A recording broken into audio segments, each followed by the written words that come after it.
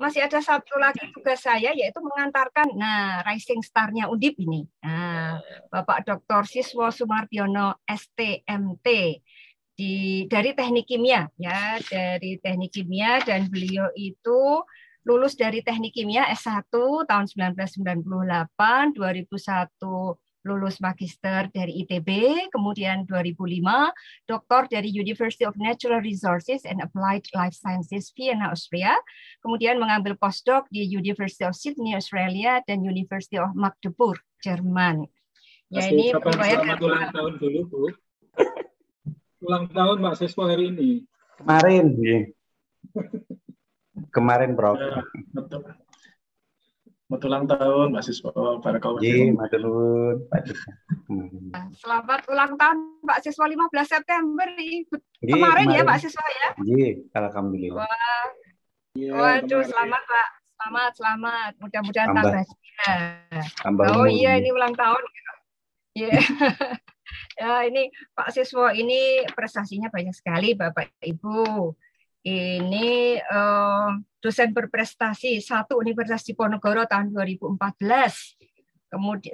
Kemudian dosen berprestasi nasional Harapan 1 dan presenter poster terbaik seminar hasil penelitian kompetitif nasional.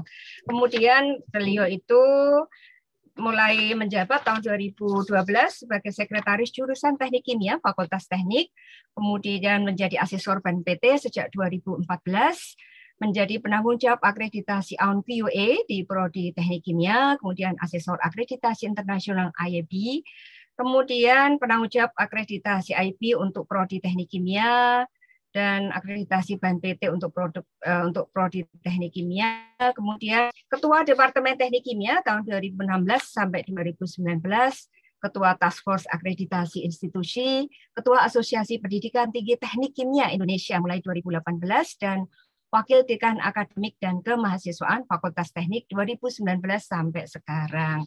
Nah, ini malang melintang kalau asesor di Undip itu pasti tahu nih Pak Siswo ini ya. Ya, ini monggo silahkan berbagi pengalaman dan mendorong semangat kami yang ada di prodi-prodi, Pak Siswo, silahkan, monggo. Baik. Time is yours. Terima kasih Bu Hartuti. Bismillahirrahmanirrahim. Assalamualaikum warahmatullahi wabarakatuh. Selamat siang, salam sehat, salam sejahtera bagi kita semua. Alhamdulillahirrahmanirrahim bisa ketemu Bapak Ibu semua yang saya hormati. Bapak Dekan Fakultas Ilmu Sosial Ilmu Politik, Pak Dr. Hardi, kemudian Bapak Wakil Dekan 1, Pak Teguh, sahabat saya, Ibu Wakil Dekan 2, Bu Ika, Bapak Ibu Ketua Departemen, Kaprodi, GPM, TPMF, dan juga Bapak Ibu Asesor di Undip. Mohon izin siang hari ini saya akan share sedikit terkait dengan bagaimana penjaminan mutu di Fakultas Teknik. Tadi Pak Aki sudah menyampaikan panjang lebar terkait perkembangan terkini, bagaimana konversi akreditasi, kemudian ISK, dan juga terkait penjaminan mutu internal eksternal. Jadi pada siang hari ini saya akan lebih fokus pada bagaimana penjaminan mutu di Fakultas Teknik. Kita sifatnya share, saling belajar, saling mengisi karena kita sama-sama di Undip begitu. Jadi hadir juga ini ada Pak Marsono, senior saya, Pak Ahyar sebagai Dewan Eksekutif Lamemba. Jadi Bapak Ibu izin share. Setelah ada kebijakan, memformatkan kebijakan itu untuk dibaca masyarakat.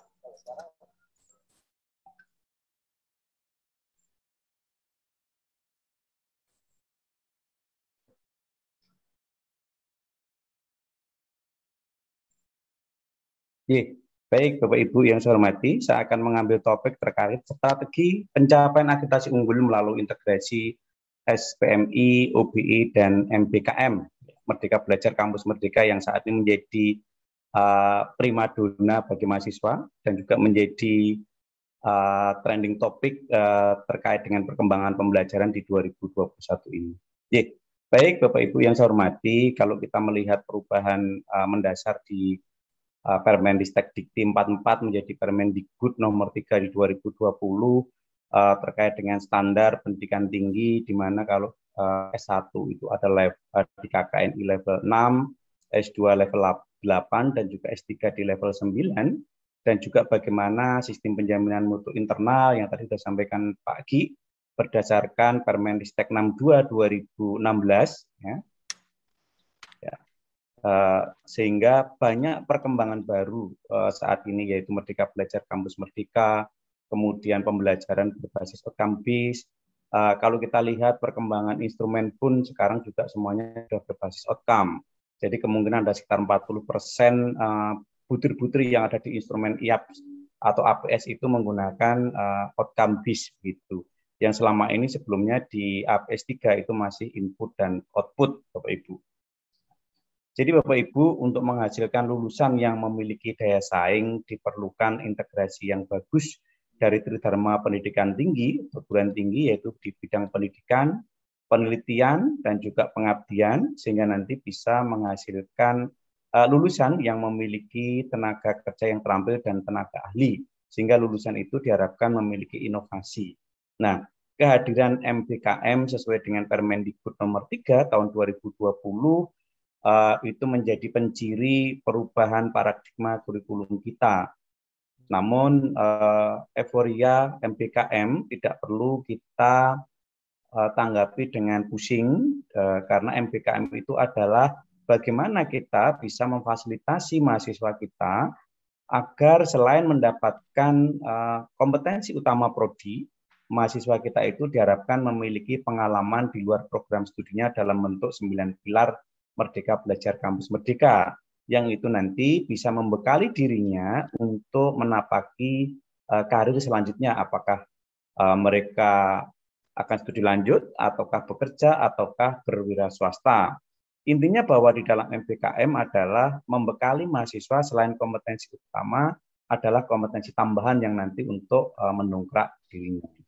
Memang pemahaman di mahasiswa sendiri juga masih agak rancu, karena memang terkait 9 pilar kampus merdeka itu banyak mahasiswa yang memaknai bahwa kegiatan itu otomatis bisa dikonversi setara dengan yang dipersyaratkan. Misalnya kalau mahasiswa mengajar, program mengajar, karena sekarang itu banyak sekali program dari kementerian, program Indonesia Mengajar, program ISMA yang pertukaran dengan luar negeri, kemudian program MSIP, magang, proyek studi independen bersertifikat.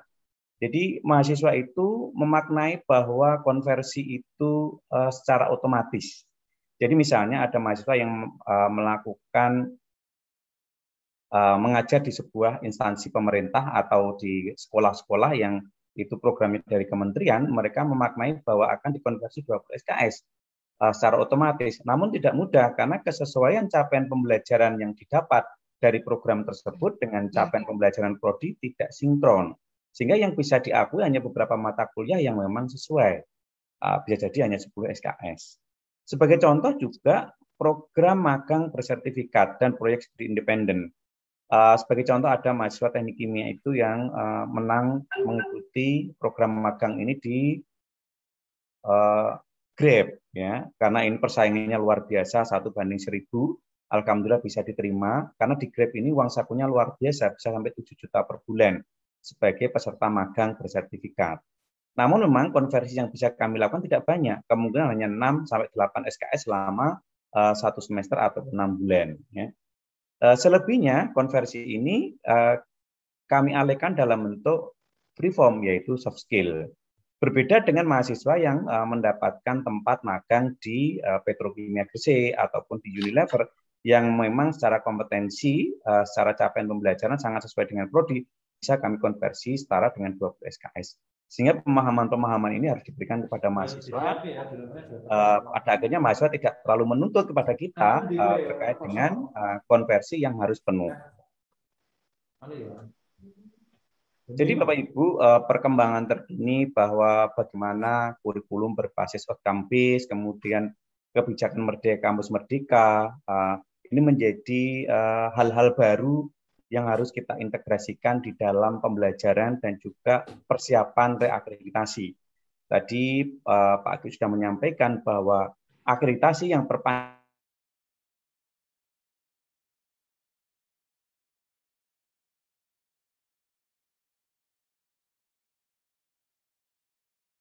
tanpa pengajuan bagi prodi Bapak apa yang mendapatkan akhir-akhir ini ternyata pemantauan berjalan dengan sangat ketat. Ada prodi yang terakreditasi A yang sangat bagus, ternyata pemantauan tahap pertama berdasarkan data PDIKT juga belum lolos, sehingga kami harus menyiapkan LED LKPS tambahan, sehingga nanti hasil pemantauan tahap kedua semoga bisa mendapatkan perpanjangan. Jadi memang Bapak Ibu, penjaminan mutu terus harus kita laksanakan di prodi, termasuk juga di fakultas. Karena apa?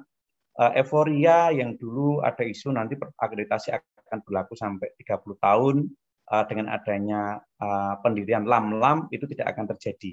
Ya.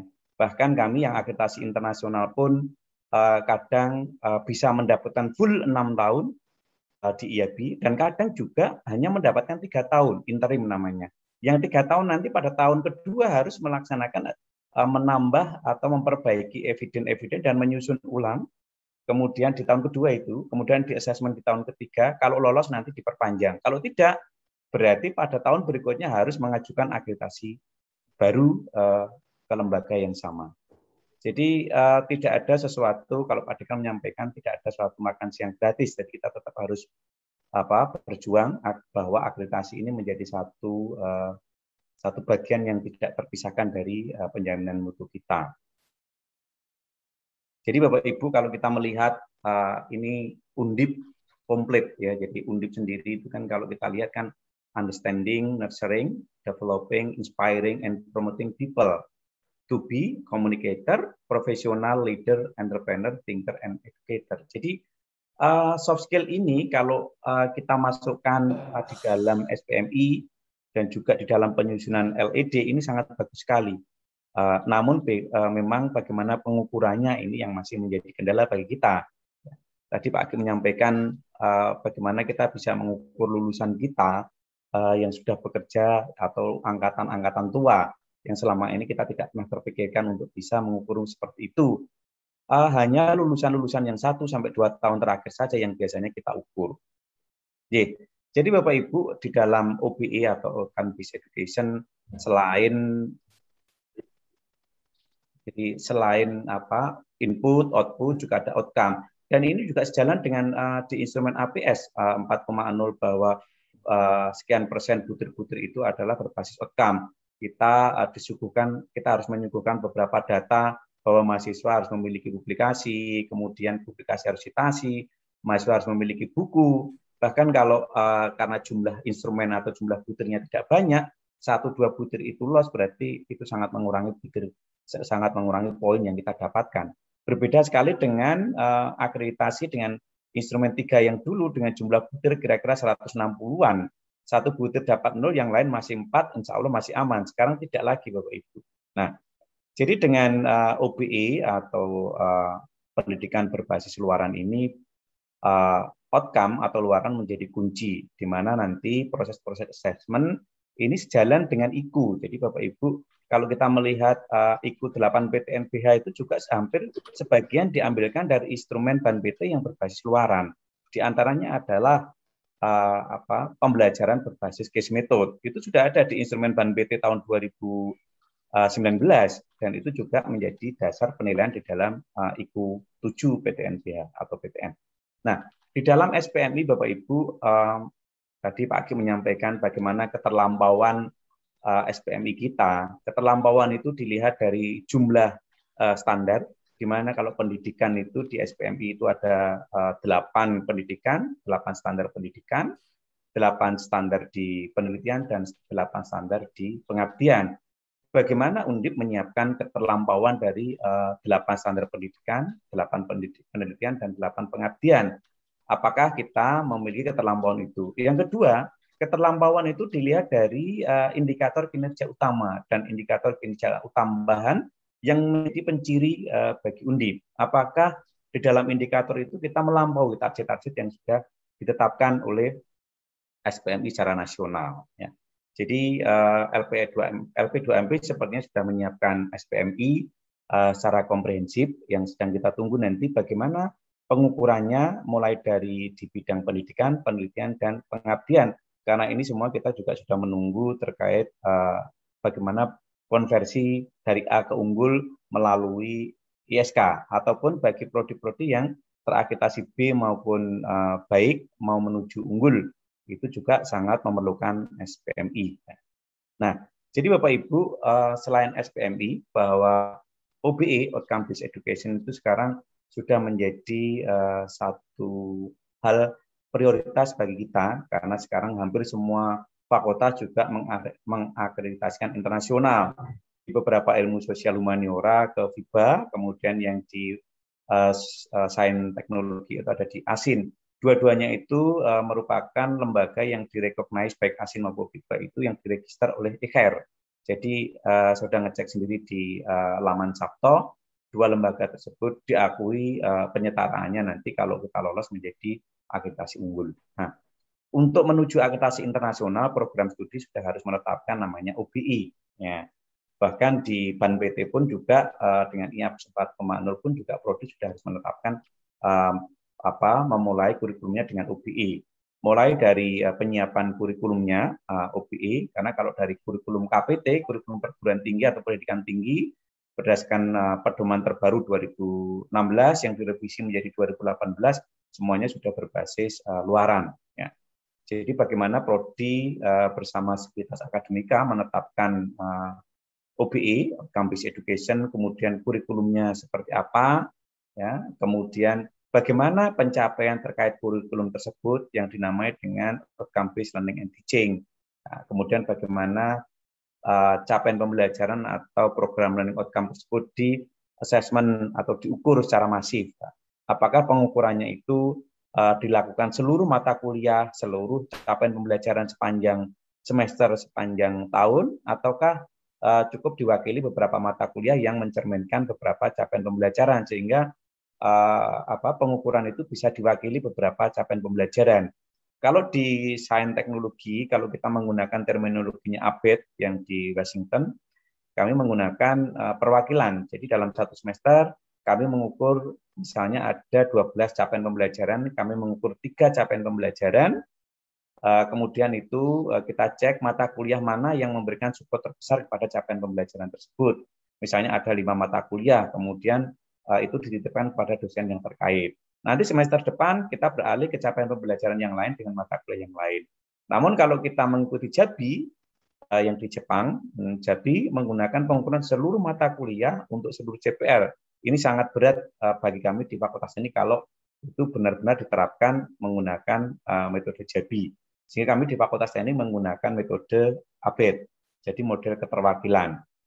Sehingga nanti Bapak Ibu bahwa assessment ini kita bisa mendapatkan perbaikan, mendapatkan temuan untuk ditindaklanjuti dengan quality improvement, ya, sehingga ada siklus berkelanjutan untuk memperbaiki temuan-temuan dari pelaksanaan OBE tadi.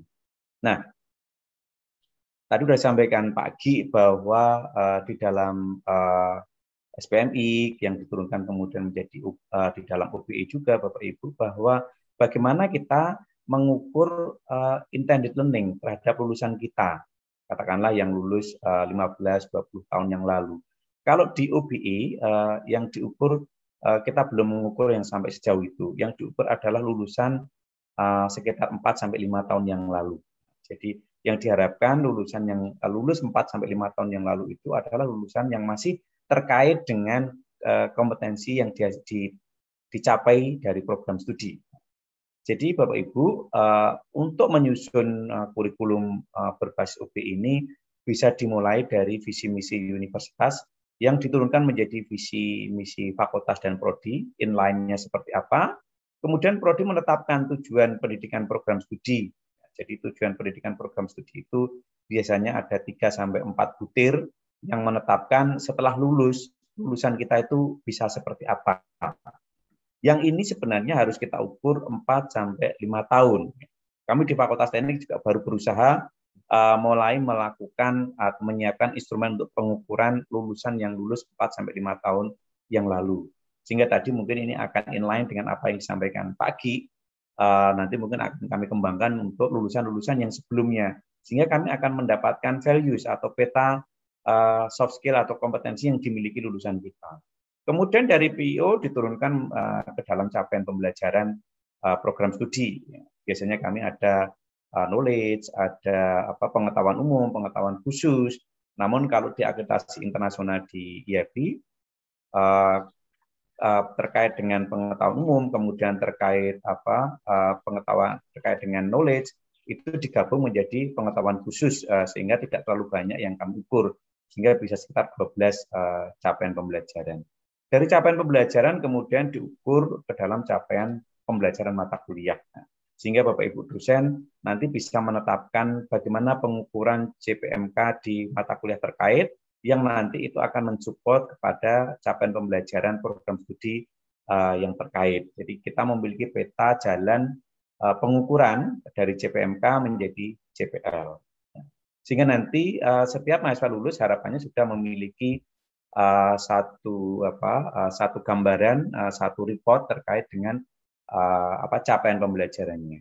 Nah, jadi Bapak Ibu di dalam siklus outcome based education pun juga ada 3 siklus. Mulai siklus yang terkecil adalah bagaimana dosen melakukan assessment atau melakukan pengukuran terkait mata kuliah, capaian mata kuliah terkaitnya. Kemudian ini satu siklus ya, continuous quality improvement, dianalisis, temuannya nanti bisa diperbaiki pada semester berikutnya. Temuan-temuan ini bisa mempengaruhi dalam capaian pembelajaran lulusan. Ya. Di mana kalau capaian pembelajaran lulusan bisa dievaluasi tiap tahun ataupun dievaluasi dalam satu siklus lulusan, misalnya 4 tahun berjalan.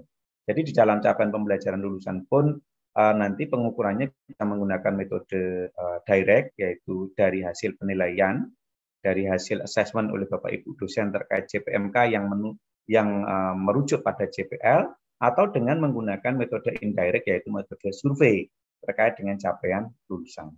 Nah, dari capaian pembelajaran lulusan ini nanti menjadi muara, menjadi input bagi perbaikan tujuan pendidikan program studi. Yang ini dievaluasi bagi lulusan kita itu 4-5 tahun yang lalu. Nah, sehingga nanti masukan-masukan terkait tujuan pendidikan, kemudian JPL dan juga JPMK dari berbagai stakeholder, bisa alumni, kemudian teman sejawat ataupun dari dosen maupun mahasiswa ataupun stakeholder yang lain pengguna lulusan, itu nanti bisa menjadi dasar bagi perbaikan kurikulum program studi. Di mana kalau di PAN-PT kan kita diminta untuk melakukan pembaharuan, pemutakhiran itu sekitar 4-5 tahun sekali. Nah, jadi Bapak Ibu, kami di Fakultas Teknik terus berbenah untuk melakukan mendekat dengan lembaga PII, di mana PII adalah menjadi motor atau penggerak berdirinya LAM. Ya. Jadi selama ini PII itu menjadi motor penggerak berdirinya lembaga akreditasi internasional IAB yang berkiblat ke Washington Accord atau ACBET. Namun juga PII juga saat ini menjadi motor pendirian LAM teknik. Sehingga nanti instrumen LAM teknik itu kemungkinan juga sedikit banyak diilhami oleh instrumen IAB. Namun sebenarnya Bapak Ibu, kalau kami melihat instrumen IAB sangat berbeda dengan instrumen yang di PAN-PT, karena di IAB itu kami tidak melihat adanya data-data kuantitatif, jumlah publikasi, jumlah citasi, jumlah doktor, tidak. Tetapi bagaimana proses pembelajaran, input, output, dan outcome itu berjalan dengan baik. Ya. Jadi ada sekitar 42 butir itu dievaluasi secara mendalam. Awalnya kami juga sangat khawatir, jangan-jangan nanti kalau dievaluasi dengan instrumen IAB, karena tidak melihat angka-angka, berarti sayang data kami yang bagus, jumlah guru besar, jumlah doktor, jumlah publikasi, jumlah citasi. Ternyata tidak, karena proses yang bagus tidak akan mengkhianati hasil. Ya. Jadi alhamdulillah beberapa prodi bisa terakreditasi. Namun memang syarat untuk akreditasi IAB memang IAB sendiri mensyaratkan prodi harus terakreditasi A baru bisa mengajukan. Bagi prodi yang terakreditasi B boleh mengajukan, namun terkait dengan akreditasi yang sifatnya profesional atau PA. Dan profesional ini tidak diakui oleh PAN-PT untuk konversi dari B ke unggul, tidak. Jadi hanya sebagai latihan, sehingga nanti kalau prodi ini sudah terakreditasi A oleh PAN-PT atau LAM, prodi ini bisa mengajukan ke unggul. Jadi alhamdulillah Bapak Ibu, dulu yang awalnya akreditasi internasional IAB ini sifatnya volunteer, waktu itu kami sifatnya adalah maju dulu apapun hasilnya, namun seiring berjalannya waktu itu sudah diakui oleh PAN-PT menjadi akreditasi unggul, dan alhamdulillah sekarang kita boleh milih Kalau sudah terakreditasi unggul, berarti nanti kami pada periode 5 tahun mendatang, kami akan melakukan reakreditasi lagi ke IAB. Tidak perlu ke BAN BT ataupun ke Plam Teknik. Karena meskipun awalnya volunteer, tapi sudah diakui. Nah, jadi Bapak Ibu, kami juga di Fakultas Teknik mohon izin menyampaikan bahwa kami juga terus berbenah. Kami merapat dengan UTM Malaysia untuk menyelenggarakan 7 seri workshop, mulai dari OBE overview, kemudian bagaimana pembelajaran dengan active learning, kemudian bagaimana OBE assessment, jadi untuk seluruh dosen, GPM, dan juga Kadep Kaprodi, terutama untuk yang kemarin yang level 5 itu terkait OBE administration, itu untuk Kadep Kaprodi Dekan WD selama 3 hari. Kami bekerjasama dengan UTM Malaysia. Harapannya nanti kami bisa mendirikan Center of Engineering Education yang itu menjadi satu motor penggerak bagi akreditasi yang ada di Fakultas Teknik. Ya. Jadi Bapak Ibu, perkembangan akreditasi internasional tadi saya sampaikan pagi bahwa kalau ASIIN dan juga FIBA itu dua-duanya diregister oleh ICAR, European Quality Assurance SAL. Jadi Bapak Ibu tidak perlu khawatir nanti kalau misalnya terakreditasi akan terkonversi menjadi akreditasi unggul. Alhamdulillah kami di 2018 sudah 5 prodi yang kami konversikan ke kami akreditasikan internasional di IAB.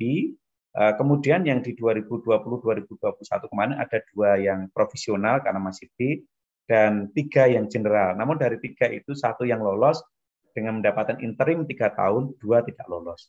Teknik perkapalan dan teknik belum lolos ya.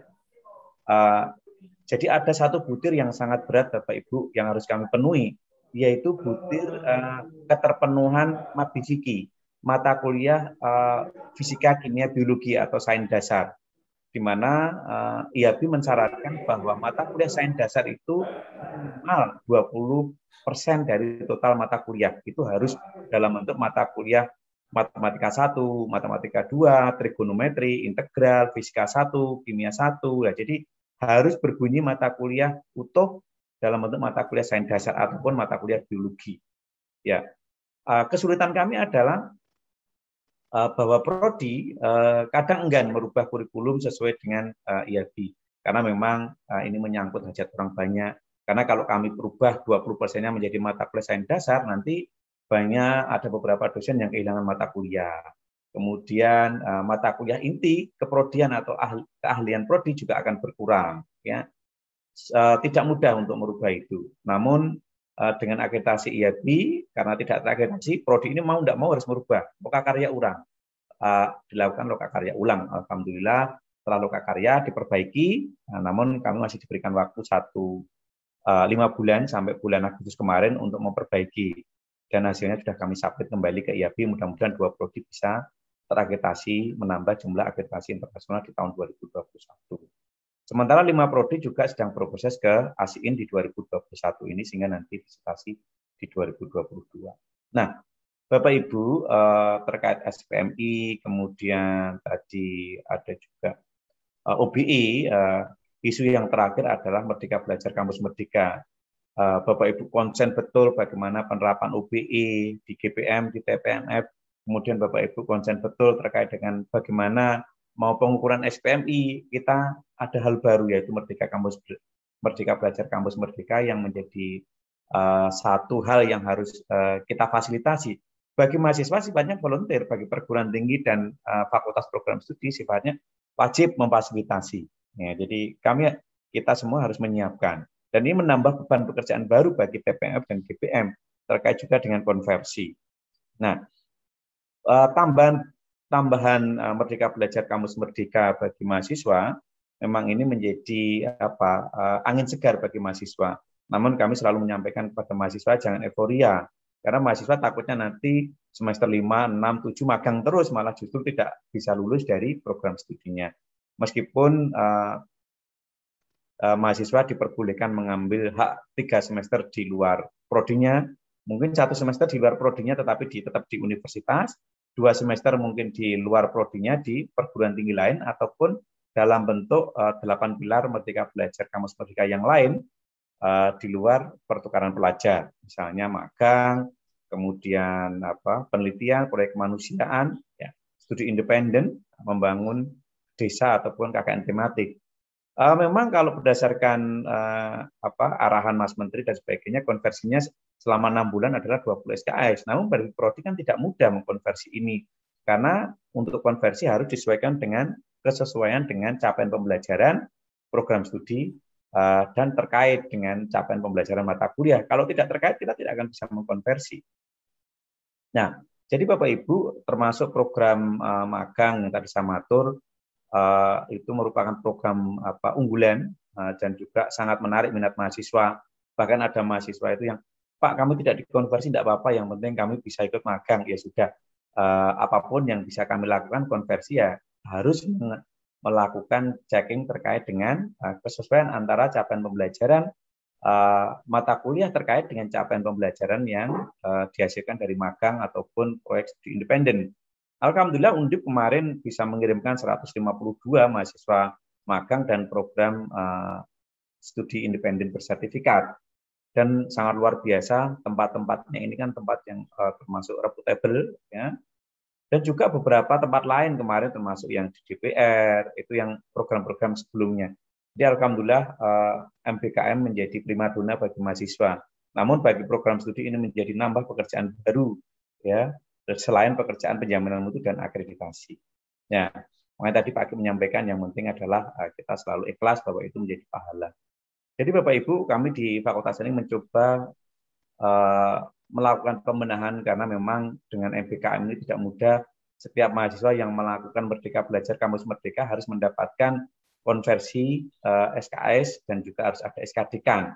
Sehingga kami menyiapkan sistem informasi namanya SIPEKAM, sistem informasi SK Merdeka Belajar Kampus Merdeka. Ya. Kemudian sistem informasi SKPI, ini juga atas diskusi dan inisiatif dengan BEM Fakultas Teknik. Karena kami besar, bisa dibayangkan kalau dalam 1 tahun ada sekitar 1.000 mahasiswa yang melakukan Merdeka Belajar Kampus Merdeka terkait seluruh kegiatan. Kami harus menyiapkan 1.000 SK. Betapa waktu kita habis, sehingga kalau bisa menyiapkan dalam bentuk sistem, tadi Pak Kim menyampaikan kembali bahwa apapun bisa kita jalankan untuk memudahkan pekerjaan dengan sistem. Sebagai gambaran Bapak Ibu, 2 tahun yang lalu saat saya awal duduk sebagai Wakil Dekan 1, setiap hari itu saya harus tanda tangan surat permohonan kerja praktek, surat keterangan mahasiswa, surat keterangan masih kuliah, surat permohonan data, itu bisa sehari sampai 300 lembar yang harus saya tanda tangan, bisa setumpuk segini. Karena memang mahasiswa kami itu luar biasa Bapak Ibu. Kami memiliki sekitar 9.000 mahasiswa, satu angkatan bisa sekitar 2.400. Ya, jadi kami mencoba membenahi sistem sehingga seluruh surat menyurat yang diperlukan mahasiswa terkait pihak luar, kami bangun dari sistem. Alhamdulillah hari ini kami tinggal klik, ya. Sehari tidak lebih dari 15 menit sudah beres untuk melakukan persetujuan surat. Dan mahasiswa dari manapun sudah bisa melakukan pengurusan surat. Dan bahkan untuk alumni dimanapun berada bisa melakukan pengurusan legalisir, ijazah dan transkrip. Kami buatkan sistem, alumni tinggal unggah ijazah dan transkrip, scan, kemudian nanti kami proses, tangan basah, kemudian kami kirimkan melalui JNT dengan COD. Karena berdasarkan peraturan rektor kami dilarang memungut sepeser pun terkait dengan event itu dalam bentuk biaya pengiriman, sehingga biaya pengiriman menjadi tanggung jawab dari alumni yang nanti menerima legalisir tersebut. Alhamdulillah selama 5 bulan sudah ada sekitar 100 lebih yang melakukan registrasi menggunakan sistem ini untuk legalisir ijazah. Nah, jadi Bapak Ibu selalu saya matur bahwa dengan paradigma baru nanti pergeseran dari Ban PT untuk APS menjadi di LAM, saya yakin nanti instrumen di LAM pun juga hampir mesti mendekati instrumen yang Ban PT. Bahwa kami selalu menyampaikan bahwa syarat perlu untuk menjadi unggul itu harus selalu disiapkan oleh fakultas, prodi, sehingga nanti di dalam penyusunan itu kita bisa menyiapkan dengan baik. Jadi kalau di prodi S1, kembali saya matur mengingatkan bahwa ada 4 butir syarat perlu. Yang pertama adalah dosen, di mana kalau syarat perlu untuk dosen ini, untuk prodi S1, bahwa nilainya harus 3,5 atau harus sekitar 37,5% itu dosen berpendidikan S3 di Prodi. Itu dosen tetap program studi, bukan dosen yang ada di home base PD Dikti. Dari TPS adalah dosen yang mengampu di program studi. Seringkali ini menjadi pertanyaan berkali-kali karena orang memahami adalah DTPS adalah dari home base, bukan. DTPS adalah dosen yang ditugaskan oleh fakultas yang memberikan materi yang mengajar di program studi sesuai dengan bidang keilmuan. Kemudian yang kedua untuk prodi sarjana adalah persentase dosen dengan jabatan fungsional guru besar lektor kepala lektor itu harus di atas 52,5%. Kemudian skor waktu tunggu lulusan harus 3,5 atau masa tunggu kurang dari 7,5 bulan rata-rata. Kemudian skor butir penilaian bidang kerja juga harus 52,5% menyatakan sesuai. Ini diukur untuk lulusan 2 hingga 4 tahun yang lalu dengan populasi minimum 30% untuk lulusan dalam 3 tahun lebih dari 300 lulusan. Kemudian untuk S2 hanya 2 butir Bapak Ibu yang menjadi syarat perlu untuk unggul. Jadi jumlah persentase dosen berpendidik memiliki jabatan fungsional guru besar lektor kepala itu sekitar 55%. Kemudian publikasi internasional berputasi ditambah seminar internasional dan media massa internasional bagi lulusan dalam 3 tahun terakhir adalah atau untuk student body adalah 2%. Saya yakin setiap program studi S2 harusnya sudah memenuhi ini. Kemudian untuk S3 persentase GB dosen pengampu di S3 itu adalah 52,5% dari total DTPS di prodi S3. Kemudian yang kedua adalah publikasi di jurnal internasional berputasi dan seminar internasional itu dari student body harus di atas 3%. Padahal kalau kita lihat syarat untuk lulus S3 adalah jurnal internasional berputasi sehingga harusnya tidak ada masalah ini untuk proses keilmuan. Nah, Bapak Ibu kalau kita melihat instrumen BAN untuk S1 itu ada 69 butir, berbeda dengan instrumen yang sebelumnya itu ada sekitar 165 butir, baik itu borang 3A, 3B, dan juga LED. Ya. Namun di instrumen yang baru di APS 4.0 ada 69 butir dengan 37 itu data LKPS dan 32 adalah LED atau kualitatif. Begitu juga untuk S2 itu 64 butir, 33 untuk LKPS ataupun data IQ, yang 31 adalah butir-butir terkait LED, narasi kualitatif. Untuk prodi doktor jumlahnya lebih sedikit, ada 62 butir, 31 untuk IQ dan juga 31 untuk LED. Sehingga kalau kita melihat jumlah butirnya yang lebih sedikit daripada APS 3, berarti proses untuk mendapatkan akreditasi unggul itu relatif lebih berat karena masing-masing butir harus mendapatkan poin yang maksimal. Karena kalau kita 1-2 butir itu lolos, kemungkinan untuk mendapatkan akreditasi unggul sangat berat sekali. Nah, jadi Bapak Ibu, bagaimana sih keberadaan SPMI di dalam instrumen APS ataupun di APS 4.0? Jadi kalau kita melihat di matrik butir 6 dan 7 itu jelas tertulis terkait dengan keterlampauan SNDQ. Jadi tadi saya matur bagaimana SPMI kita di bidang pendidikan, penelitian maupun pengabdian, keterlampauannya terkait SPMI. Kemudian juga bagaimana keterlampauan terkait dengan indikator kinerja utama dan indikator kinerja tambahan. Sehingga di dalam butir matrik nomor 8 itu jelas dinyatakan bahwa SPMI tadi Pak sudah menyampaikan bahwa itu terkait akademik dan non-akademik yang mencakup 5 aspek. Jadi kita harus memiliki dokumen kebijakan SPMI, manual SPMI, standar SPMI, dan formulir SPMI. Kemudian bagaimana terlaksananya siklus PPEPP, kemudian bagaimana kita memiliki bukti-bukti yang sahih dan efektif terkait penjaminan mutu, dan yang terakhir adalah kita memiliki eksternal benchmarking terkait penjaminan mutu. Nah, jadi Bapak Ibu, kalau kita lihat perkembangan terkini dari 8 IQ PTNBH yang baru saja kemarin dievaluasi, di mana Undip berada pada peringkat 2, namun sampai hari ini juga belum diumumkan. Dari 8 IQ PTNBH itu ternyata sangat support pada akreditasi APS. Misalnya diantaranya adalah jumlah kerjasama, ya. Baik kerjasama internasional maupun kerjasama nasional. Ini sangat mempengaruhi di dalam akreditasi dengan APS 4.0.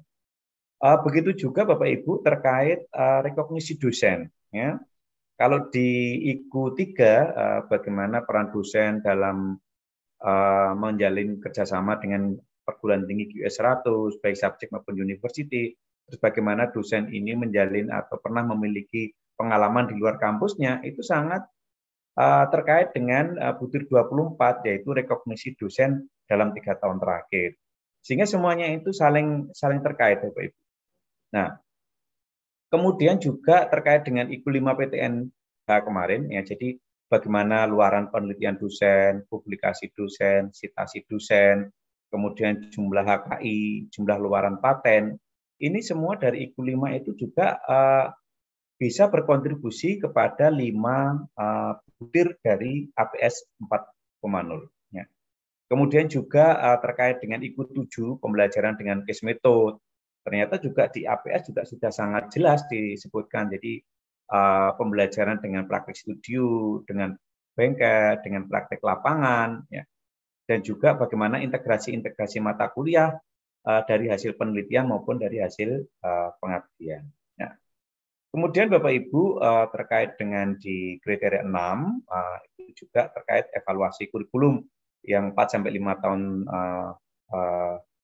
secara periodik tadi yang saya matur. Kemudian juga bagaimana penurunan atau penyusunan kurikulum di dalam program studi, apakah profil lulusan diturunkan dari capaian pembelajaran dan seterusnya sampai juga menuju bahan kajian. Kemudian saya skip. Nah, kemudian bagaimana pembelajaran yang terkait dengan penelitian harus mengacu pada SNDP, ya. Jadi ada beberapa hal yang menjadi kunci di sana, di mana proses pembelajaran itu juga bisa ditambahkan hasil-hasil riset, hasil-hasil pengabdian yang terintegrasi di dalam proses pembelajaran, sehingga mahasiswa bisa mendapatkan pengayaan. Nah, kemudian bagaimana proses pembelajaran itu ditambahkan dari bahan-bahan yang terkait dengan PKM.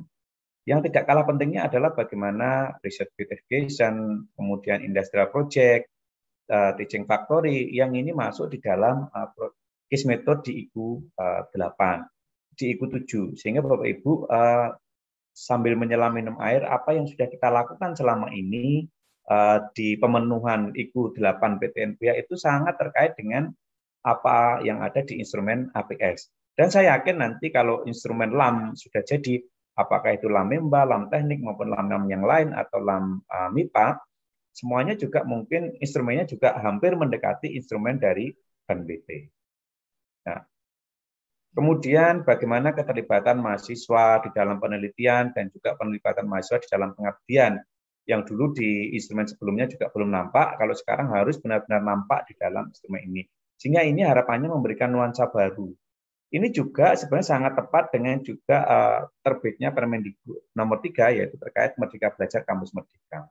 Nah, kemudian IPK lulusan, masa tunggu. Nah, alhamdulillah Undip sudah memiliki sistem informasi tracer study, yang itu juga mungkin bagi Bapak Ibu Kaprodi, BPM itu sangat berat untuk mengisinya karena memang tingkat partisipasi dari alumni belum banyak.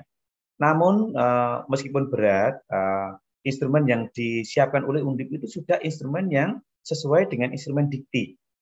Jadi itu sudah sangat tepat Bapak Ibu. Memang isiannya banyak sekali. Banyak beberapa kaprodi ataupun alumni yang menyampaikan bahwa instrumennya dipangkas, yang penting-penting saja. Namun ternyata itu tidak bisa, karena itu instrumen wajib yang sudah disampaikan atau diberikan oleh dikti. Nah, karena kalau kita melihat di tracer study, termasuk di IAPS kriteria 9, bahwa tracer study itu harus mencakup 5 aspek. Bahwa tracer itu terkoordinasi di tingkat PT. Jadi tracer yang dilakukan oleh prodi, masing-masing prodi itu di dalam akreditasi tidak mendapatkan porsi nilai maksimal. Karena tracernya harus di tingkat PT. Dan dilakukan secara reguler setiap tahun, terdokumentasi. Isi kuesioner tracernya mencakup isi tracer studi dikti. Nah, jadi instrumen yang disampaikan di tracer studinya Undip itu sudah instrumen murni dari dikti. Sehingga memang instrumennya butir-butirnya banyak sekali. Nah, jadi memang tugas kita bagaimana menyiapkan para lulusan kita untuk bersedia mengisi survei dengan baik. Ya. Terkait dengan SPMI, kemudian tadi OBE, Merdeka Belajar Kamus Merdeka, bahwa ada hal-hal yang bisa kita siapkan di dalam penyiapan PPEPP. Jadi misalnya di prodi rata-rata lulusan tepat waktu masih rendah, bagaimana effort kita untuk memperbaikinya. Kemudian penyelesaian tugas akhir masih lama, tidak sesuai kurikulum. Kecukupan SDM dosen berpendidikan S3 kurang, misalnya. Capaian luaran penelitian, citasi, dan PKM mahasiswa masih rendah. Capaian luaran penelitian, citasi, dan PKM dosen masih rendah. Keterserapan lulusan di dunia kerja masih rendah. Tingkat partisipasi tracer masih kurang. Ketercapaian dalam pemenuhan JPL beberapa mata kuliah masih kurang. Kemudian keselamatan dan kesehatan kerja K3 belum terimplementasi dengan baik. Jadi Bapak Ibu bisa mengidentifikasi banyak hal yang bisa kita lakukan di level GPM maupun di TPMF untuk melakukan identifikasi perbaikan berkelanjutan yang itu bisa menjadi best practice untuk PPEPP. Ada beberapa catatan Bapak Ibu yang perlu kita diskusikan bersama untuk pengembangan di Undip dan juga persiapan APS baik nanti oleh BANPT maupun oleh LAM, bahwa bagaimana strategi integrasi 9 pilar kegiatan Merdeka Belajar Kamus Merdeka dalam OBI termasuk pengukurannya ini terus terang hal yang baru. Kami juga masih menyelami Bapak Ibu bagaimana memasukkan 9 pilar konversi MBKM ke dalam OBI, pengukurannya dan sebagainya. Terus terang tidak mudah. Dengan mempertimbangkan pemenuhan capaian pembelajaran yang nanti muaranya adalah pada IAPS APS 4.0, BANPT dan juga akreditasi internasional. Kemudian yang kedua adalah bagaimana strategi pengukuran, monitoring dan evaluasi OBI, kemudian capaian pembelajaran, CPMK, untuk pencapaian pemenuhan APS dan akreditasi internasional. Kami di Fakultas Teknik Undip tahun ini memberikan grant kepada beberapa masing-masing GPM Prodi senilai 15 juta rupiah itu untuk menyiapkan pengukuran OBI di masing-masing prodi, di mana kami harus memutuskan di masing-masing prodi harus ada sekitar 5 mata kuliah yang diukur pada semester kemarin, dan juga nanti pada semester ini juga 5 mata kuliah, sehingga pada 1 tahun kami bisa mengukur terkait dengan 10 mata kuliah. Dan juga sistem sedang kami bangun. Nanti kalau sistem sudah jadi kami bisa share ke Bapak Ibu sehingga nanti bisa direplikasi terkait dengan pengukuran OBI.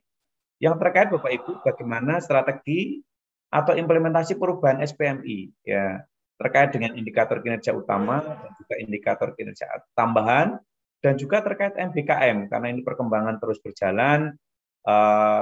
MBKM juga nanti harus masuk di dalam pencapaian-capaian kita di dalam pemenuhan APS 4.0 dan BANPT ataupun akreditasi internasional. Jadi Bapak Ibu yang terakhir saya matur bahwa euforia perpanjangan akreditasi tanpa pengajuan selama 30 tahun itu ternyata tidak ada. Dan penjaminan mutu terus harus kita laksanakan, kita jalankan, karena sekarang beberapa prodi juga sedang pada masa atau tahapan pemantauan tahap kedua. Di dalam pemantauan tahap kedua pun juga harus menyusun data-data tambahan terkait LED dan LKPS. Sehingga penjaminan mutu ini menjadi satu kunci yang tidak terpisahkan dan terus harus kita lakukan, baik itu di GPM, di TFF maupun di program studi. Sekali lagi terima kasih. Waktu saya kembalikan ke Bu Hati. Matur nuwun Pak Siswo yang penjelasannya detail ya, sangat detail. Tapi bikin pusing Pak Siswo. Ya, memang detail yang disampaikan Pak Siswo, tapi sebagai GPM itu kok nut-nut gitu ya Pak. Apalagi terkait dengan Merdeka Belajar MBKM, ya MBKM-nya bahwa itu merupakan hak mahasiswa, tapi juga harus menjadi kewajiban pengelola dan prodi gitu ya untuk memenuhi. Dan ini semuanya, ini kegiatan ini yang bikin pusing tadi itu juga untuk bagaimana strategi pencapaian akreditasi begitu ya. Jadi yang mau tidak mau, suka tidak suka, siap tidak siap harus dipenuhi gitu ya Pak Siswa ya. Nah, ya ada untung ini Pak Siswa ini kan masih tenaga muda ya, jadi masih kinclong, si tenaganya masih kuat gitu ya untuk bisa membawa Undip gitu ya, menjadi lokomotif gitu ya untuk teman-teman di prodi-prodi yang lain. Dan Tadi Pak Siswa sudah sampaikan kalau di teknik itu Pak Siswa sudah pengalaman di teknik mahasiswanya 9.000 ya, dan ada 2.400 mahasiswa baru setiap tahun. Jadi ini bikin pusing ya. Dan saya baru tahu kalau Pak Siswa itu kemarin-kemarin harus tanda tangan sehari itu sampai 300 surat gitu ya, sebelum ada si Bekam, si Kapi, si Kat gitu ya. Wah, ini bagus-bagus ini namanya Pak. Saya belum pernah dengar ini si Bekam ya. Ya, jadi surat tugas terkait dengan SK, MPKM dan sebagainya yang nanti ini saya yakin ini juga harus dipunyai oleh masing-masing prodi ya Pak Siswa, karena saya juga membayangkan nanti jadi dosen pembimbing aja ya, saya tidak menjabat, menjadi dosen pembimbing saja itu sudah pusing ya, nanti mahasiswa kita menyiapkan mahasiswanya bagaimana, mengawasi pelaksanaan kegiatan mahasiswa di luar itu bagaimana gitu ya, di tengah-tengah kesibukan kita yang sudah banyak sekali ini. Jadi sistem informasi akademik yang tadi disampaikan Pak Siswo sudah dilakukan di teknik ini sangat membantu ini ya. Tapi ini juga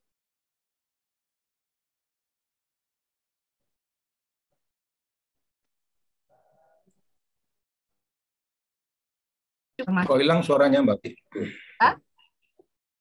Suara saya putus-putus. Coba minum kopi dulu. Enggak, ini jaringannya itu loh. Jaringannya tuh ini memang menjengkelkan ini. Ya, tapi ya sudahlah, mau tidak mau itu saya harus tergantung pada jaringan. Ya, jadi ini semuanya quality improvement ya, yang mudah-mudahan nanti di teknik bisa membentuk-bentuk Center of Engineering Education tadi Pak Siswo ya dengan Malaysia. Ini bagus banget itu, bersama yang bagus. Dan kita masih punya masalah banyak, tetapi last but not least itu tetap harus kita lakukan tadi kalau menurut istilahnya Pak Ki itu menjadi ibadah kita gitu ya. Tapi ini kan sementara kita masih jadi dosen dan ini di PTNBH, Undip masih sudah PTNBH, ini sebetulnya blessing ya untuk kita karena sebetulnya kita itu difasilitasi ya dengan berbagai program, berbagai yang sudah dirancang itu ya oleh Undip untuk mendukung tugas-tugas dosen begitu ya, yang mudah-mudahan ini nanti akan dimanfaatkan betul oleh teman-teman. Tapi tadi masalahnya deretannya masih banyak sekali ya Pak Siswo, masih lulusannya tepat waktu masih rendah, penyelesaian TA atau skripsi masih lama, luaran penelitian atau citasi atau PKM masih rendah. Ya, PKM, kemudian dosen maupun mahasiswa, dua-duanya kelihatannya memang banyak. Tapi saya rasa ini masalah yang memang never ending ya, Pak Siswo ya. Never ending. Jadi masalahnya akan terus ada, hanya bentuknya macam-macam. Itulah kita ya, ada di dalam organisasi in a changing environment. And changing environment itu kan terjadi terus setiap saat ya. Kata Toffler itu yang abadi adalah perubahan itu sendiri. Nah, itu mau tidak mau memang kita harus siap, dan Undip sudah difasilitasi sebetulnya ya dengan sistem informasi yang lumayan gitu ya. Memang masih belum 100% memuaskan, tapi sudah cukup lumayan dan ada perbaikan begitu dari waktu ke waktu. Memang kita harus sabar, tidak mudah merubah sebuah sistem informasi, tidak mudah dan lama dan mahal ya Pak Siswo. dan mahal ya, dan butuh operator-operator yang handal juga ini pasti. Baik, dari teman-teman ini silakan monggo mengajukan pertanyaan. Bu Rina ada nggak ya? Bu Rina dari MAP ada nggak ini? Sebentar harus lihat ini.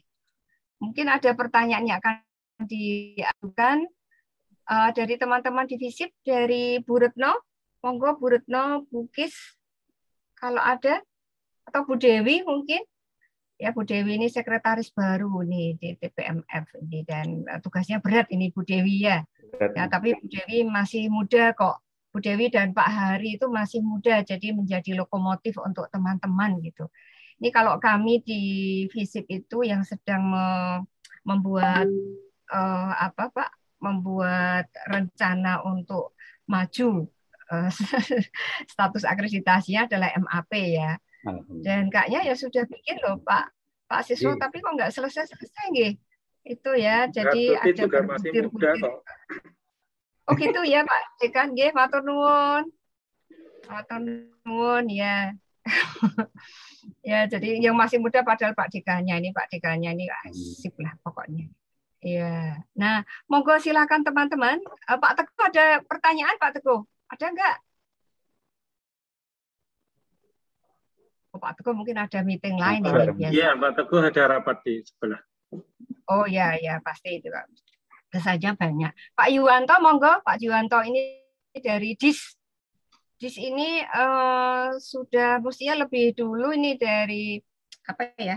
Kami tadi berbincang-bincang Pak Siswo karena akreditasi internasional itu kemarin baru saja ya selesai prosesnya itu oleh ilmu komunikasi dan ADIS ya administrasi. Hari ini belum selesai Bu, ya?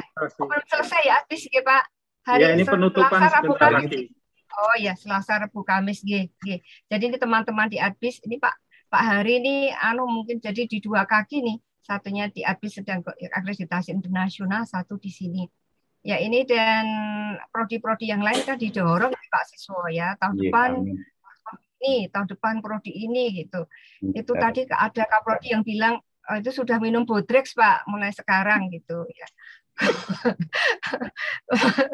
Jadi tidak hanya beli Pak, sudah mulai diminum Bodrex-nya. Ya, baru mendengarkan sudah minum Bodrex. Padahal tadi ya pesannya Pak Ki itu nggak boleh ya, jadi harus senyum gitu ya Pak.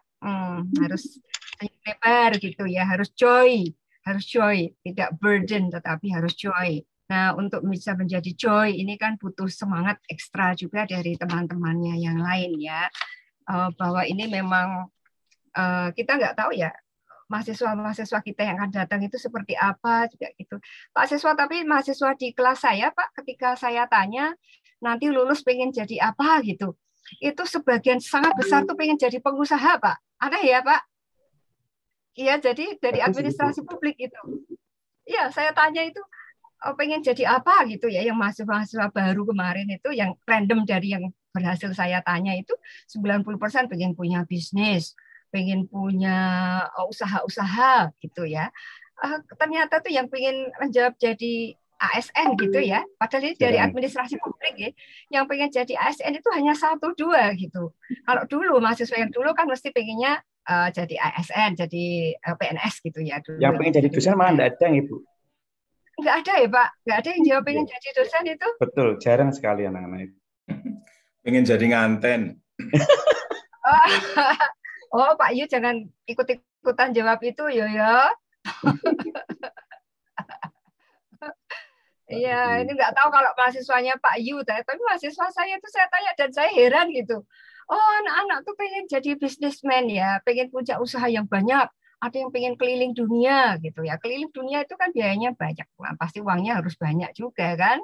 Mungkin jadi sambil jadi YouTuber gitu ya, keliling dunia, cerita pengalaman-pengalaman ketika keliling gitu mungkin seperti itu ya. Tapi memang tadi sebagaimana yang disampaikan Pak Hari itu Pak Siswo, mereka yang kedapuk ya, kedapuk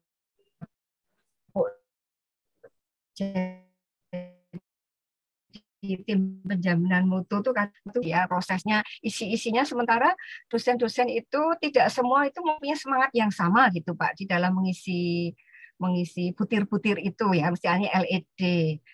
Padahal kalau hanya LED hanya dikerjakan 1-2 orang ya jelas nggak mungkin dan mendem kan, pasti mendem itu ya, dan dibagi gitu. Walaupun sudah dibagi di banyak dosen tapi kok tetap susah. Mungkin ada pengalamannya Pak Siswo di Fakultas Teknik gimana Pak? Jadi buat Tuti, ada teman saya dari Makassar selalu menyampaikan setiap masa ada orangnya dan setiap orang ada masanya. Dan pada masa setiap masa pasti ada champion. Nah, jadi di dalam penyusunan LED LKPS pasti dalam satu prodi ada orang yang memang volunteer luar biasa pasti. Ya, kalau enggak ya nanti biasanya ada yang mengambil alih, biasanya begitu. Insya Allah pasti ada itu. Pengalaman saya di beberapa tempat tidak ada program akreditasi yang kemudian terbengkalai karena mesti ada 1-2 orang yang peduli, yang kemudian dengan niat baik hati kemudian membantu menyiapkan dengan baik. Di seluruh prodi selalu ada yang seperti itu. Selalu ada orang-orang baik di sekitar kita itu. Ada volunteer ya Pak? Pasti ada. Si Bu Tuti sama Pak Siswo menyampaikan pertanyaan di chat Ibu dari Pak Budi Puspo. Oh, Pak Budi Puspo. Oh, baik, sebentar saya lihatnya di chat. Kok nggak keluar nih chat saya? Oh, ini dia. Sebentar. Saya mungkin bisa saya silakan langsung saja, Pak. Ya, terima kasih Bu Tuti, Pak Siswo. Jadi saya ikut senang kalau tadi Bu Tuti cerita mahasiswa itu pengen jadi wirausaha. Saya kebetulan ngajar KWU di apa, jadi seneng, wah berarti provokator saya berhasil gitu. Kan? Cuman begini, ada problem yang barangkali harus kita diskusikan karena semester kemarin saya mengajar KWU sampai 6 kelas. Nah, ini problem kalau pengalaman Pak Siswo di Fakultas Teknik, itu kan skripsinya tipis-tipis, Pak ya. Ya toh, paling hanya soal diferensiasi integral, kemudian soal lilitan sekunder, kemudian soal konstruksi, kan tipis toh. Nah, kalau social science seperti kita ini, di FISIP ini kan minimal 150 halaman. Nah, ini kecenderungan saya lihat penerimaan mahasiswa di berbagai fakultas, ini juga sudah saya tulis di chat, itu kecenderungannya meningkat. Ya. Komunikasi 200, aplikasi publik 212, kemudian saya juga mengajar di program antropologi itu 150. Waduh, ini luar biasa.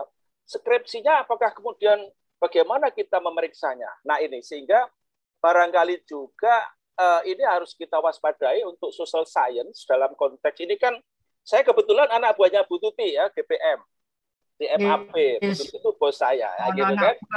Nah tapi kita termasuk orang baik-baik ya Bu ya, yang ikut ingin gitu. Jadi ada masanya dan masanya ada gitu kan, saya juga mendengar bagus. Jadi bagaimana kita mengawal itu semua? Karena kan masing-masing ilmu itu punya problematik sendiri ketika kita itu melakukan koreksi ujian, koreksi skripsi dan sebagainya. 150 Pak Siswo. Kalau penjaringan paling 30 kan teknik kita. Paling banyak 50 lah skripsi teknik ya, itu kan gampang. Oh, rumusnya salah wes ketok gitu kan. Lah social science itu kan Koreane, apalagi kemudian banyak sekali kecenderungan kita sekarang pakai metode kualitatif ya. Cerita semua itu kan. Yang pakai kuantitatif hanya sekitar 5%. Nah, ini barangkali juga karena ini dalam forum juga TPMF dan juga DPM.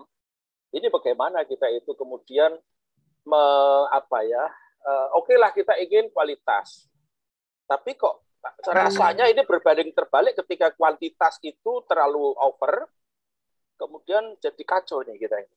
Tapi kalau penjaringan cerita di teknik, saya bisa paham, karena ya teknik itu seperti itu. Lawang saya sendiri juga hobinya jadi tukang las, jadi ngerti gitu kan. Oh tekniknya gampang gitu kan. Ya toh, konstruksi itu kalau pakai bentangan Cremona itu ada rumusnya gitu kan. Salah sedikit arunya sudah patah gitu. Jadi saya ini orang sosial tapi hobinya jadi tukang. Jadi alah enak kalau teknik itu. Nah ilmu sosial gitu loh. Nah monggo ini kira-kira solusinya bagaimana supaya kita itu tetap aman dari segi kelulusannya, kualitasnya dan sebagainya. Sehingga nanti kita itu ditanya di akhirat ada SSO-nya juga loh Pak, di akhirat itu langsung dibukakan sama malaikat lah, gitu kan. Kamu biar mau bimbing skripsi orang mbok woco. Tapi mbok kayak ini wah banyak gitu. Nah, ini yang harus kita waspadai karena ini menyangkut soal mutu kualitas anak didik kita yang tadi sudah ada istilahnya UDIP apa tadi komplit macam-macam, D apa, I apa, dan itu adalah satu hal yang memang tugas kita sebagai TPMF dan GPM untuk mengawal ini semua, karena nama Diponegoro ini juga adalah satu hal yang harus kita jaga marwah. Nah ini gimana nih Pak Siswo dan Bu Hartuti. Monggo, terima kasih. Non sewu kalau saya agak ngelantur kemana-mana. Jadi tidak apa nanti. Thank you. Bu Hartuti nanti yang menambahkan. Jadi kalau di Fakultas Teknik itu memang skripsi kami kan rata-rata bidang keteknikan. Jadi ya tidak 30 Pak. Ada rata-rata kalau yang seperti teknik kimia itu merancang pabrik itu sekitar 100-150 halaman.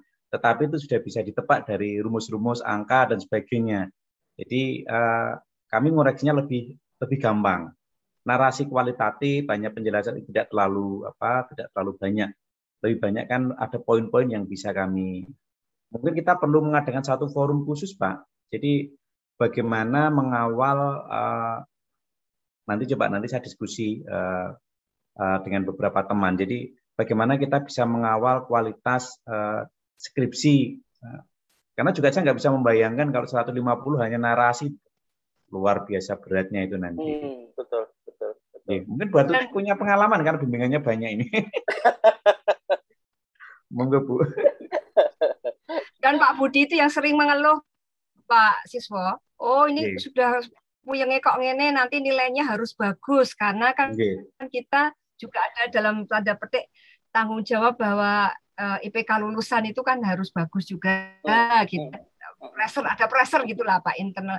Memang tidak resmi Pak, tapi seolah-olah ada pressure bahwa IPK mahasiswa itu harus bagus karena nanti dari perguruan tinggi lain bagus nggak bagus, maka akhirnya yang lulus cum laude kan banyak sekali gitu Pak Siswa. Itu yang selalu keluhannya Pak Budi kayak gitu itu. Ya. Ya, kan jadi pahala, itu memang Budi. Challenge. Ya malah nggak jadi pahala toh. Ar-Rahman dan Ar-Rahim. Oke. Nah, ini ada pertanyaan ini sebentar.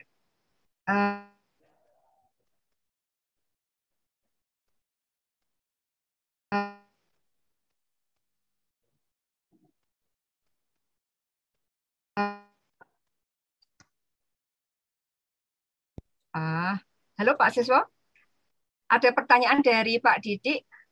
Kalau tidak salah tangkap tadi Pak Ki dan Pak Siswo menyatakan bahwa perpanjangan akreditasi tidak ada lagi. Kapan kebijakan itu akan dilaksanakan? Monggo Pak.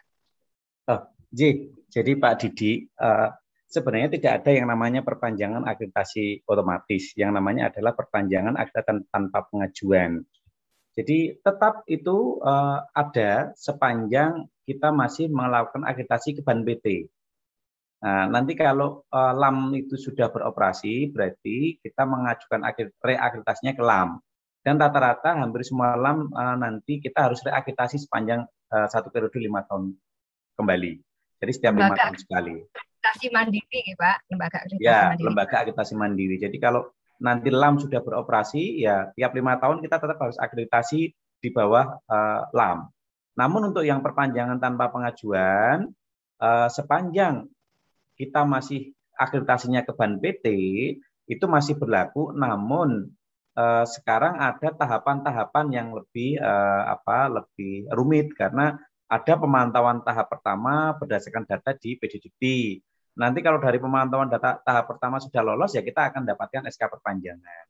Namun kalau dari pemantauan tahap pertama itu belum, berarti nanti kita akan masuk ke pemantauan tahap kedua, di mana kita tetap harus menyusun narasi LED dan LKPS sesuai persyaratan di pemantauan tahap kedua. Ngaten nggih Pak Didi. Pak Didi sama J. Ini Pak Didi tanya lagi Pak. Untuk LAM Teknik, Fakultas Teknik bekerja sama dengan PII, Persatuan Insinyur Indonesia. Sudahkah pengalaman tersebut ditularkan pada fakultas lain di Undip? Karena LAM Teknik sepertinya tinggal nunggu izin operasional, sementara di Kemendikbud-Ristek-Dikti terbaru tentang LAM pertanian belum ada. Coba pertanyaannya. Jadi kalau di LAM Teknik itu memang cikal bakal pendiriannya kan dari PI, termasuk yang akreditasi internasional IAB. Nah, nanti yang di LAM pertanian, selama LAM pertanian itu belum berdiri, berarti nanti akreditasinya masih menginduk Ban PT. Nanti malah alhamdulillah nanti masih bisa mendapatkan perpanjangan meskipun nanti dengan pemantauan baik tahap 1 maupun tahap 2. Ngaten nggih Pak Didi. Kita nggak perlu khawatir, wah LAM-nya belum berdiri, ya enggak apa-apa, kita masih di Ban PT, enggak masalah. Ban PT akan terus, malah kita tidak berbayar untuk akreditasi di bawah Ban PT. Ya, kalau sebetulnya Pak Siswo, sejujurnya Ban PT itu sebetulnya mendorong tidak pendirian LAM itu. Menurut karena dari itu undang-undang itu. Jadi karena itu undang-undang, ya mau tidak mau harus dijalankan.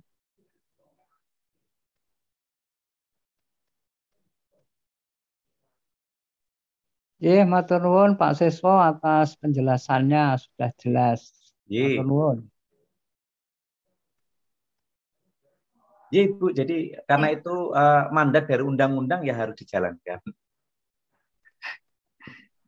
Dan itu Pak, kan kemarin diskusi di grup asesor itu bahwa kalau pakai LAM itu kan nun sewu kan akan mahal gitu Pak. Mahal Leres, 53 juta. Ya. Berapa Pak? 53 juta. Untuk teknik ya? Untuk LAM teknik 53 ya. Kalau LAM PTKes malah 70 ya. Nah, LAM PTKes lebih mahal lagi. Ya. Nah, itu kan nanti bagaimana untuk perguruan tinggi yang non sewu, mohon maaf yang masih kecil gitu ya Pak.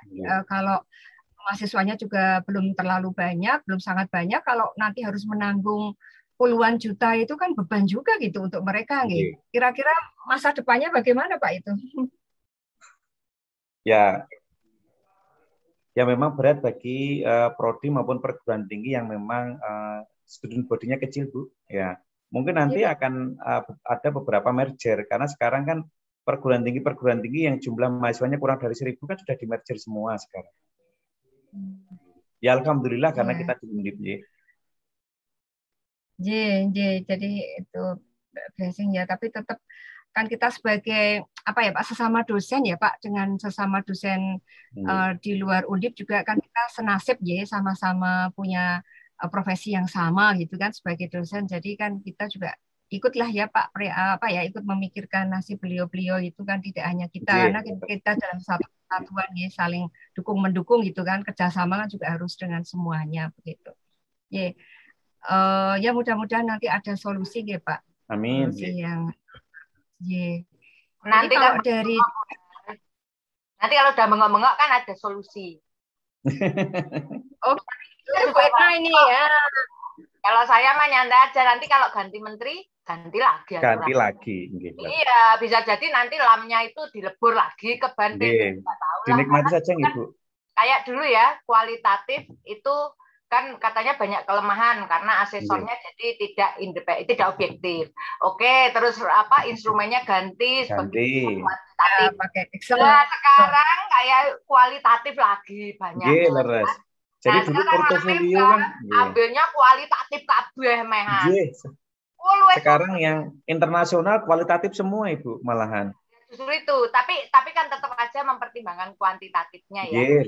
Kemarin kan tetap ditanya berapa ketepatan waktu dan sebagainya ya. Cuman dinarasikan nanti lah. Cuman kayak kalau Bapak bilang tadi kan LAM belum keluar instrumennya, itu LAM Mbak udah ditaruh di lamannya Banten itu udah. Saya mau heran zaman itu kualitatif nulis piye iki visi digane gambar lah itu tunggu pelatihan. Siap buat nama tenuwun. Maaf saya nggak nyalain kamera karena ada 2 meeting. Siap matur nuwun Bu Etna nggih. Jangan matur nuwun, saya yang matur nuwun jenengan. Oh, enggak saya. Matur nuwun Bu Etna. Ya, bisa dengar suaranya Bu Etna ya.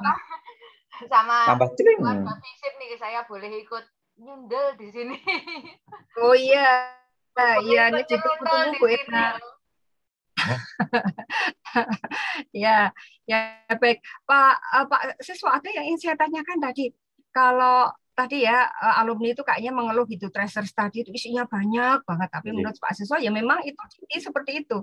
Apakah yang memang internasional juga seperti itu Pak? Karena mohon maaf saya belum tahu. Kalau yang itu tracer study untuk akreditasi internasional, apakah juga serinci itu? Kalau tracer itu kan kebijakan dari Dikti Bu, jadi instrumennya disamakan oleh Dikti. Kalau akreditasi internasional, mereka tidak mencarahkan instrumen surveinya seperti apa, tidak. Tetapi akreditasi internasional yang penting prodi memiliki instrumen dan melakukan survei atau tracer study, begitu saja. Jadi itu instrumennya dari Dikti memang. Kenapa Dikti membuatnya sangat rinci, ya Pak? Nah itu mungkin Dikti punya alasan khusus mungkin. Kali ya Pak Siswa ya. Leres. Kemarin itu cuma berapa item terkait alumni, tapi nanti diwawancara yang digali kan gitu kan? Ternyata banyak itu instrumennya dari Dikti. Iya betul. Dikti itu gabungkan kalau nggak salah ECSP sama apa gitu, wah mantap. Leres. Ya padahal sebetulnya alumni ngisi aja kita sudah seneng ya. Nah, jadi jangan dipersulit gitu intinya sebetulnya kalau kita bisa milih, tapi kan kita dalam posisi nggak bisa milih kan saat ini ya. Instrumennya yang ada yang seperti itu, ya berarti yang harus diisi ya seperti itu, ngaten ya. Ya. Boleh tanya Pak Siswo? Monggo, silakan. Kalau kita kan bicara akreditasi ya, mau pakai standarnya siapapun, kita mau pakai standar Lamembal kan. Tadi saya juga mendengarkan wacana Pak Dekan untuk pokoknya intinya akreditasi. Nah, jadi saya jadi berpikir ini yang penting itu akreditasi. Pokoknya akreditasinya ini sehingga efeknya adalah semua berupaya supaya akreditasinya didapat. Tapi ada satu yang kita lupa. Kadang untuk mendapatkan itu kita memoles-moles sesuatu. Bukankah sebenarnya sih kalau mau jujur dan kalau kita mau ideal itu ya kita beneran memperbaiki di dalam, bukan hanya untuk akreditasi gitu ya. Jadi kalau nanti ada yang dengar orientasi kita kok akreditasi itu kalau menurut saya kok walau mesaknya mahasiswa ya, maksudnya kayak kita mau defisit gitu, itu mahasiswa disiapkan dulu gitu kan ya. Terus terang di ekonomi ya kita melakukan. Cuman maksud saya bukannya seharusnya kalau visitasi itu biarkan aja mereka nemuin mahasiswa terserah gitu ya. Kayaknya idealnya kan kayak gitu ya. Tapi ya mau nggak itu apakah menurut Pak Siswa selama ini itu ya bisa tertangkap sebenarnya akreditasi kita itu untuk menangkap kualitas yang sebenar-benarnya gitu, karena saya di mana-mana juga tetap nyiapin diri, nyari reviewer, nyari konsultan macam-macam sampai laris konsultannya. Terima kasih Pak Siswo. Iya Bu Etna, jadi tadi sudah disampaikan Pak Agi, jadi kalau akreditasi itu bisa menjadi kebiasaan dan itu menjadi satu yang membahagiakan kita, sehingga kalau kita mau di-assess itu senang, lah itu akan menjadi satu poin tersendiri.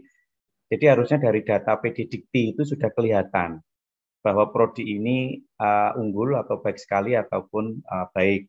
Namun dari pemantauan yang perpanjangan saja dari data PD Dikti itu tetap belum bisa dijadikan sebagai ukuran, sehingga ada tahapan pemantauan kedua. Kalau menurut pandangan saya sih belum ya Pak? Belum. Iya. PD Dikti belum. Jadi jangankan yang PD Dikti yang jauh-jauh ya, Undip aja berantakan toh.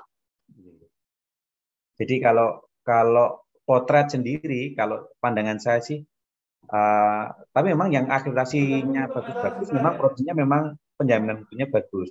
Tetapi tidak gitu seluruhnya itu sesuai dengan potret. Nah. Oke.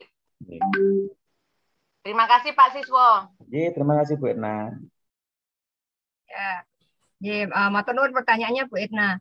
Ini ada dari Pak Didik lagi, tapi bukan pertanyaan. Ini Pak Didik bilang, memang mahal tapi yakin karena itu perintah undang-undang, pemerintah pasti akan menyiapkan subsidi. Amin. Ya, mudah-mudahan ya. Ya, mudah-mudahan itu. Nah, ini bagus, harapan yang bagus Pak Didik, dan mudah-mudahan itu juga terlaksana begitu, nggih. Amin. Nah, nggih, matur nuwun untuk teman-teman yang sudah memberikan pertanyaan. Mungkin ada lagi?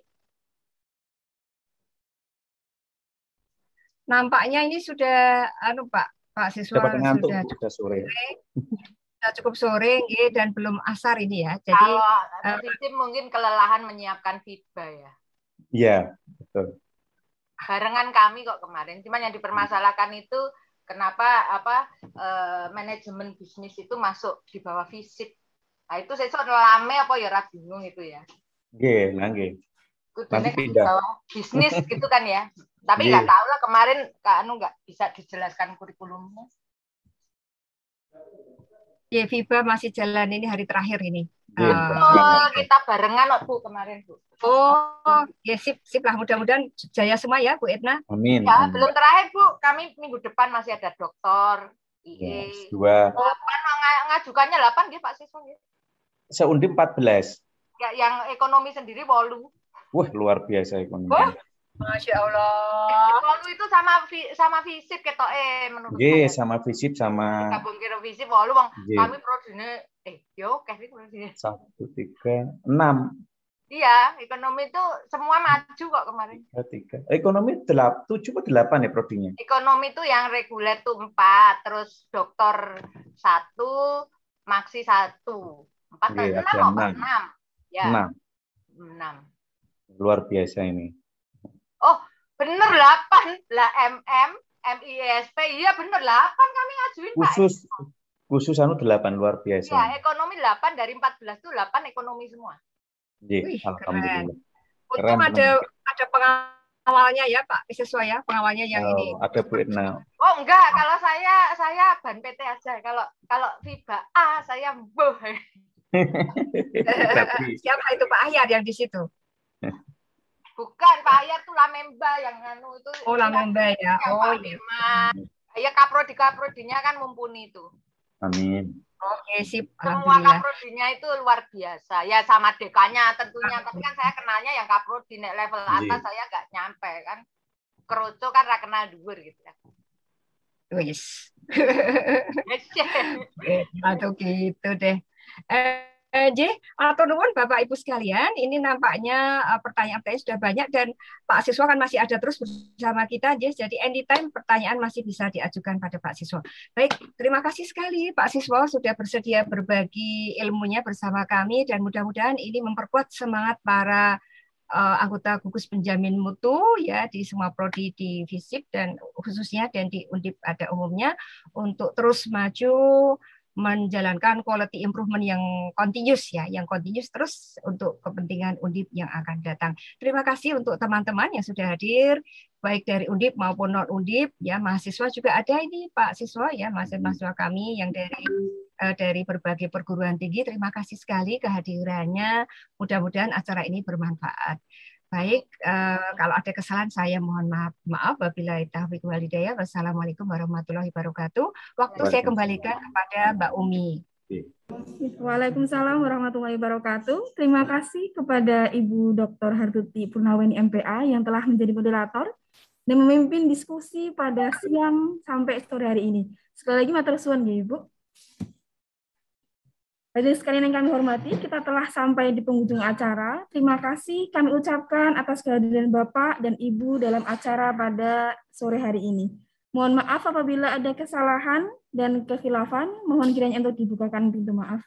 Selamat sore, wassalamualaikum warahmatullahi wabarakatuh. Waalaikumsalam. Terima kasih Pak Siswa. Pak Teguh, mohon izin, buat Tuti. Izinnya dulu. Thank you, Pak Sis. Dewi, makasih ya. Tes Bu Tuti. Matur nuwun Bu Dewi, matur nuwun. Ada Bu Frida juga, ya. Matur nuwun. Matur nuwun Pak Yu. Nuwun. Semangat untuk Bu Dewi dan Pak Hari terus mengawal ya di TPMF Undip. Ya, monggo. Izin ya, Liv. Izin deh, monggo izin live saya, Bu Dewi, matur nuwun. Assalamualaikum.